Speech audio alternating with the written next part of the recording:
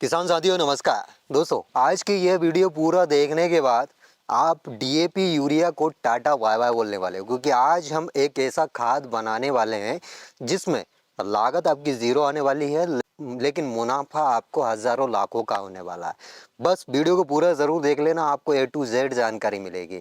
देखिए दोस्तों, आज आप किसी भी कोऑपरेटिव संस्था में चले जाइए, ना तो डीएपी का स्टॉक है और ना ही यूरिया का स्टॉक है। अब यहाँ पे आपको खाद तो मिल जाएगा, लेकिन मार्केट में, अब मार्केट में मिलेगा वो भी 2 गुने रेट में।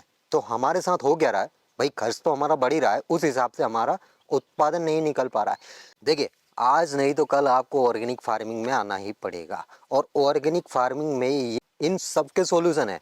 मतलब आप एक अच्छा खाद बना सकते हो, एक अच्छा कीटनाशक बना सकते हो, बीज उपचार के लिए बना सकते हो, मतलब सब कुछ बना सकते हो, बस थोड़ी सी मेहनत की ज़रूरत है। मतलब आज की जो खेती है ना, वो सिर्फ और सिर्फ डिपेंड है केमिकल पे। अगर आज ही आप बंद कर देते हो तो जो आपका उत्पादन जहाँ पे 15 कुंटल पर एकड़ हो रहा है, वो उत्पादन आपका लगभग 4-5 कुंटल होगा। और ये मतलब हमको एकदम बंद नहीं करना, केमिकल एकदम बिल्कुल बंद नहीं करना, धीरे धीरे लगभग 3 से 4 साल आपको लगेंगे, तब जाकर आपकी खेती कहीं ना कहीं थोड़ी बहुत सुधरेगी। आज से आप 3 साल बाद यदि केमिकल लगातार यूज़ करते हो तो एक कंडीशन ये भी बन जाएगी कि आप अपने खेत में कोई फसल तो दूर की बात है, कोई पेड़ तक नहीं उगा पाओगे। इतनी बेकार हो जाएगी हमारी खेत की मिट्टी। और सबसे पहला काम देखिए, खाद तो मैं बनाना सिखा ही दूंगा आपको, बाकी एक बेहतरीन कीटनाशक भी आपको बनाना सिखाने वाला हूँ इस वीडियो में। इससे पहले आपको एक ज़रूरी कार्य करना है। अब वो कार्य ये है कि सबसे पहले आप अपने खेत की मिट्टी को 4-5 जगह से लीजिए और उस मिट्टी को लैब में ले जाइए, और वहाँ पे देखिए कि हमारे जो खेत की मिट्टी है उसमें किस पोषक तत्व की कमी है और कौन सा पोषक तत्व भरपूर मात्रा में है। उसी हिसाब से हम खाद बनाएंगे। जितने भी माइक्रो मैक्रो न्यूट्रिएंट्स है वो सब कुछ मिलेंगे इस खाद के अंदर, बस आपकी थोड़ी मेहनत लगने वाली है।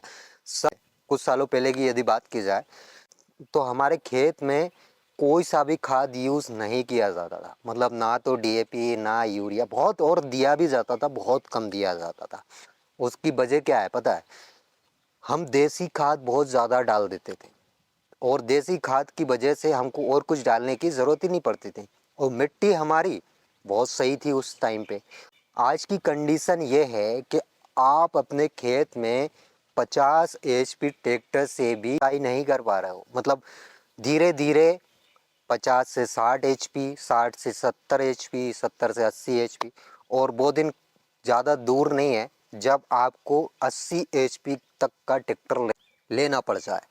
इसलिए दोस्तों, समय रहते अपने खेत को बचा लीजिए, अपने खेत की मिट्टी को सुधार लीजिए। देखिए, कीटनाशक सबसे ज़्यादा जो खेती में खर्च होता है, फसलों में जो खर्च होता है, वो एक तो कीटनाशक पे होता है और दूसरा होता है खाद पे। खाद मतलब कोई सी भी फसल की ग्रोथ के लिए हम नाइट्रोजन देते हैं भैया, फुटाव के लिए हम नाइट्रोजन, फास्फोरस, पोटास, जितने माइक्रो मैक्रो न्यूट्रिएंट्स है वो सब देते हैं। इन सब पे सबसे ज़्यादा हमारा खर्च होता है। अगर ये हम घर पे तैयार कर लेते हैं तो वो खर्च हमारा कम हो जाएगा, मुनाफे की ओर हम अग्रसित होंगे। पहला मैं कीटनाशक बनाना आपको सिखा रहा हूँ। कीटनाशक बनाने के लिए सिंपल सी प्रक्रिया है। सबसे पहला कीटनाशक 10 पढ़नी है, 10 तरह की पत्ती, मतलब 10 पढ़नी है। 10 तरह की पत्ती कौन सी? जो पत्तियाँ गाय नहीं खाती है वो पत्तियाँ आपको लेना है, जैसे नीम की पत्ती, निर्गुंडी की पत्ती, इसके अलावा आपकी हो गई बेशरम की पत्ती, अखुआ जिसको हमारी लोकल लैंग्वेज में बोला जाता है उसकी पत्ती, अमरूद की पत्ती, सीताफल की पत्ती। इस टाइप से आपको 10 तरह के पेड़ की पत्तियाँ लेना है। इन पत्तियों को अच्छे से उबालना है। जैसे आपने यदि 500 लीटर पानी लिया है और ये 10 तरह की पत्तियाँ मिलाई है, तो वो 500 लीटर लगभग 250 लीटर बचना चाहिए, इतना आपको उबालना है। उसमें आपको क्या करना है, तंबाकू की पत्ती भी मिलाना है, इसके साथ ही अदरक मिलाना है, मिर्ची मिलाना है। अब ये मत बोलना कि भाई आप सब्जी बना रहे हो या कीटनाशक, एक बार यूज़ करके ज़रूर देख लेना। मेहनत लगेगी, इसके अलावा साइड इफ़ेक्ट इसके कुछ होंगे नहीं आपकी फसल में। यूज़ करने में क्या है, अगर फ्री का अगर कीटनाशक बन रहा है तो भाई साहब आपके जो हज़ारों लाखों है वही बच रहे हैं, और हमारा प्रयास तो वही रहता है। बस यूज़ करके देख लीजिए, अगर आपको रिजल्ट नहीं मिले तो बिल्कुल आप मेरे चैनल को अनसब्सक्राइब करके चले जाना, और मेरे को जो बोलना है बोल देना। इन सबको उबाल लिया। 250 लीटर मतलब 250 लीटर कितनी एकड़ में हो जाएगा? लगभग 2 एकड़ में आपका हो जाएगा। कितना लगता है 1 एकड़ में? लगभग लगता है ये 3 से 4 पंप, या ज़्यादा से ज़्यादा 5 पंप। 5 पंप के हिसाब से यदि 25 लीटर का आपका पंप है तो 125 लीटर लगेगा, और 125 इंटू 2 मतलब 2 एकड़ में 250 लीटर आपका हो जाएगा। उसमें 1 लीटर आपको नीम ऑयल मिलाना है। ये ज़्यादा महंगा नहीं पड़ेगा, लगभग 1200-1300 रुपये लीटर आता है, वो मिला देना है। आपकी फसल में कोई सा भी कीट हो, आप 14-15 दिन के लिए निश्चिंत हो जाइए। ये डालने के बाद कोई सा भी कीट नहीं लगेगा, मच्छर मक्खी तक नहीं आएंगे, इतना ये यकीन मानिए। ये होगा कीटनाशक।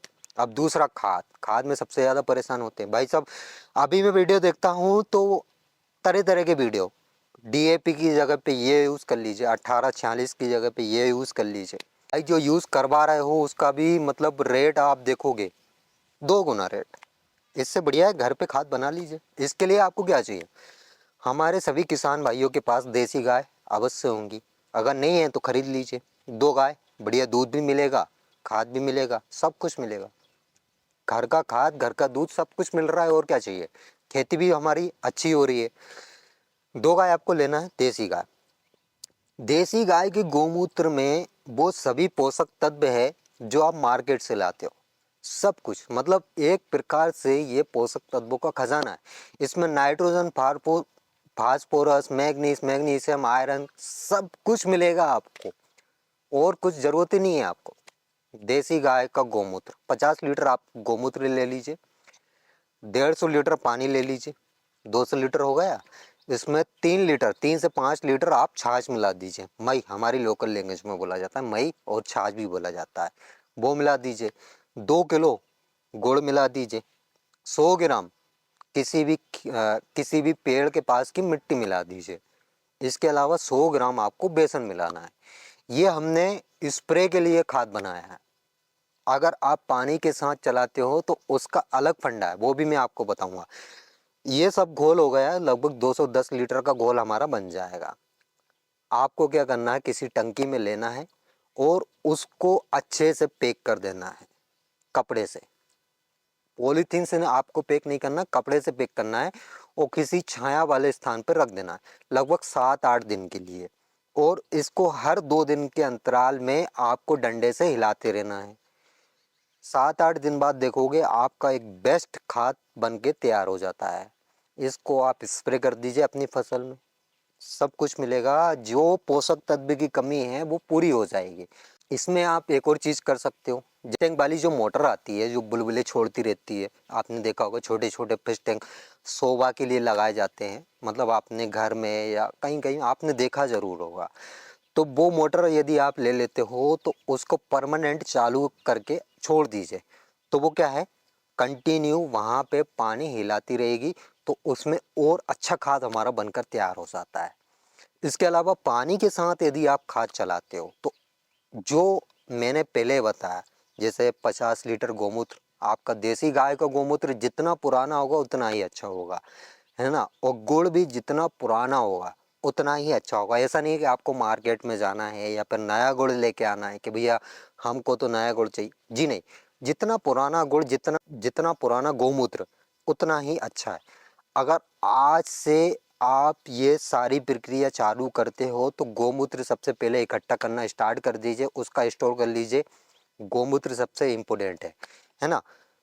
अगर आप पानी के साथ ये सब कुछ चलाना चाहते हो तो जो भी मैंने चीज़ें बताई है उसमें 2 किलो देसी गाय का गोबर प्लस कर लीजिए।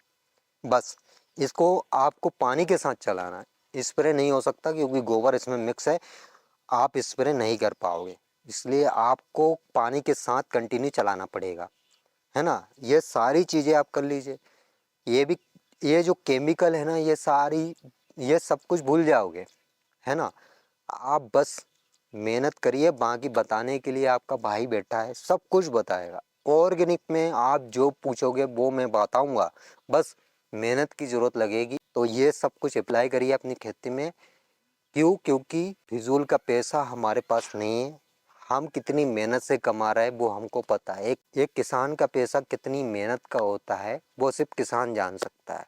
तो आई होप दोस्तों आपको मेरे द्वारा दी गई जानकारी समझ आई होगी और वीडियो भी पसंद आई होगी। वीडियो अगर अच्छी लगी हो तो एक लाइक ज़रूर कर देना। और जो किसान भाई इस चैनल पे पहली बार आए हैं, अभी तक चैनल को सब्सक्राइब नहीं किया है, तो सबसे पहला काम चैनल को सब्सक्राइब कर लीजिए। साइड में जो बेल आइकन है उसको दबा लें। तो आज के लिए इतने काफ़ी, मिलते हैं नेक्स्ट वीडियो में नेक्स्ट टॉपिक के साथ। तब तक के लिए tata bye bye, take care, अपना ख्याल रखिएगा। जय राम जी की।